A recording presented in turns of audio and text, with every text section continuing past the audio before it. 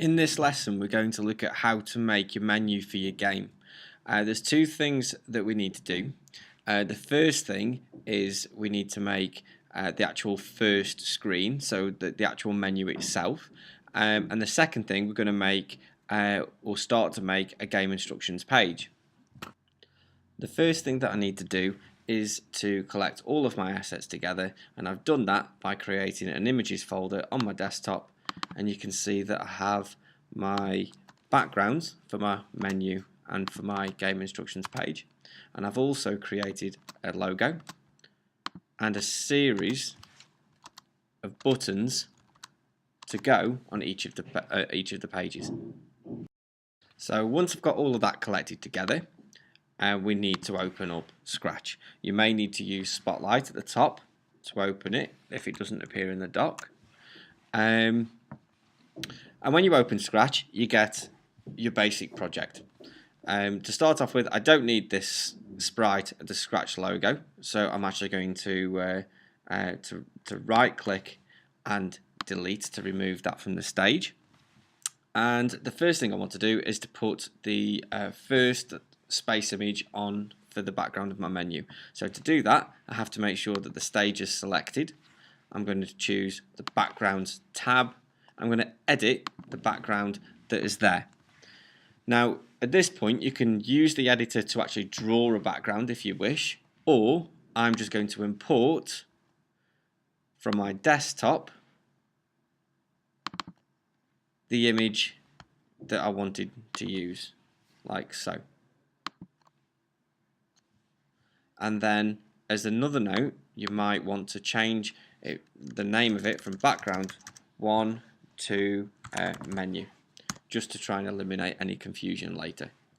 If I want to add another background in, I can click on new background, import, clicking on that button, and I can choose the next background, and I can change the name of that to instructions.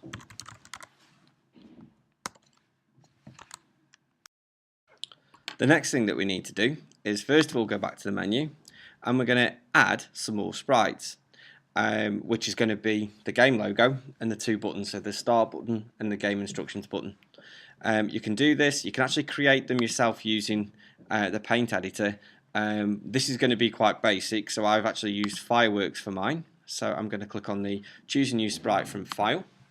I'm going to go back to my desktop in my images folder, and I'm going to choose each of the items for the page, and you can move them around. You can even use the grow tool to make it bigger and the shrink tool to make it smaller if you wish. Once you've imported all of your assets, you might want to click on each one and actually change the name up at the top here to something more appropriate. So this is my logo. I also want my start button and my instructions button.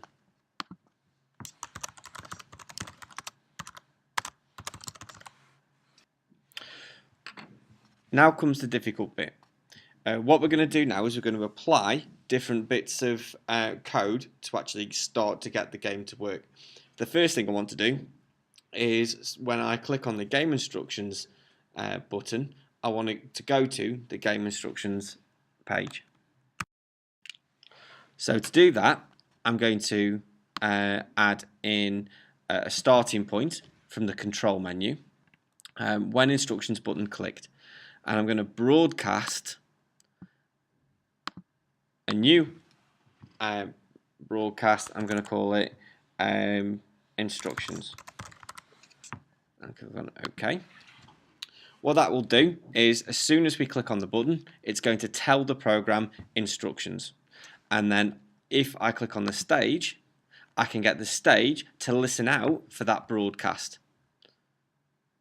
So when the stage receives instructions, I want it to go to a particular background. So I'm going to switch to background instructions. So once you've done that, you might want to test it. So I'm going to click on the green flag, and when you click on game instructions, you should see that the actual background changes. Now at this point, you might want to make sure the stage is selected, go to backgrounds and change it back, because even if you start the game again, it won't change that background. It will always keep that instructions. The next thing that you've probably already noticed is that when the background changes, the logo, the start and the game instructions buttons still stay on the actual stage. So what I need to do is I need to also put a little bit of code in each of those to say when I receive instructions, we want to hide each of the sprites. So there's the logo done. I can do the same for the start button. So Luke's and hide game instructions button. I can do that. There we go. When I receive instructions, Luke's and hide. So now if I want to test it again, here we go. I'm going to click on the green flag, go to game instructions. They've disappeared. The problem we've got though is even if we stop and restart the game, it's not actually setting it back to what it should be at the start, with the menu screen opening up and with all of those, the logo and the two buttons in place. So I do need to go back and I need to think about how am I going to get that to work. So to do that, on each of the sprites, I am going to first of all select it and go back to the script. I'm going to say when the green flag has clicked. So when the game has started, I want to make sure that the sprite is going to be shown. I'm going to do the same thing for start. So when the game has started, show the start button.